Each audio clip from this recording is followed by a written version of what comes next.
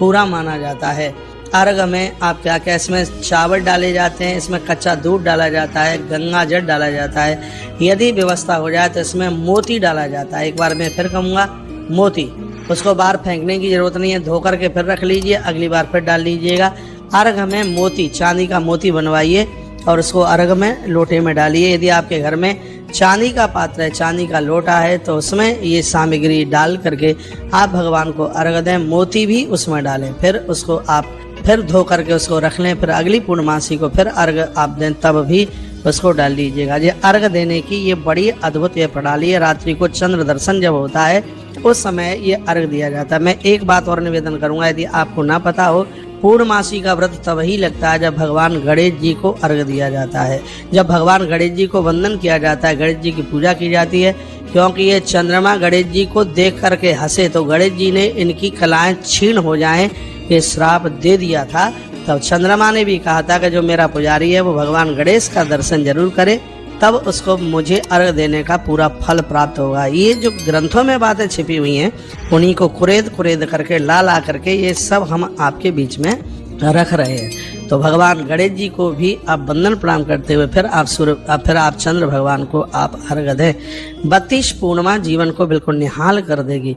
इतनी सुंदर 16 मिनट की वीडियो 2 बजे आपके मोबाइल में पहुंचेगी और इस वीडियो को सुने और भी लोगों के पास पहुंचाएं।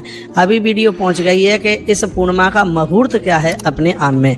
पूर्णिमा कब से कब तक है? भोर में पूर्णमासी के दिन नहाने का एक बहुत बड़ा पर्व माना जाता है, जिससे बीमारियां तो समाप्त होती हैं, बहुत अपराध भी समाप्त हो जाते हैं। तो वह भी आप सुन लें कि व्रत की पूर्णिमा और उसकी यह महिमा है। इसमें दान पुण्य सत्यनारायण भगवान की कथा की तो बड़ी अद्भुत ही बात है।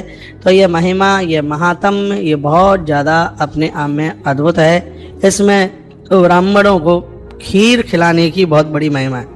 गौ माता का कच्चा दूध लेकर के और उसमें चावल डाल करके और खीर, ब्राह्मणों को मीठी खीर खिलाई जाती है, उसकी बहुत ज़्यादा महिमा है। यदि किसी के घर में किसी को बहुत ज़्यादा कोई क्रोध आता है तो एक मोती गौ माता के कच्चे दूध में पूर्णिमा को रात्रि को डाल करके दूसरे दिन फिर उसको चांदी में मड़वा करके यदि किसी को पहनाया जाता है तो इससे वह अपने क्रोध को भी जीत लेता है। ये सब चीज़ें हैं। यदि ये चीज़ें ना होती, अब आप कहोगे कि अंगूठी की इतनी महिमा है। अरे क्यों महिमा नहीं है? प्रभु राम जी के पास में तो माता जानकी के ऐसी अंगूठी है कि उस अंगूठी को जो कोई पहन ले तो उसको कोई जीत नहीं सकता दुश्मन। अरे वो अजय हो जाता है। भाई अंगूठी की इतनी बड़ी महिमा है। पूजा में बताया जाता है कि आपके हाथ में अंगूठी है।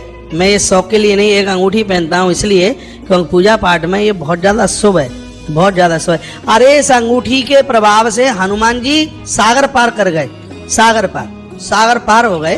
अंगूठी की भाई महिमा है, इन सब चीजों की महिमा होती है, इनको नकारा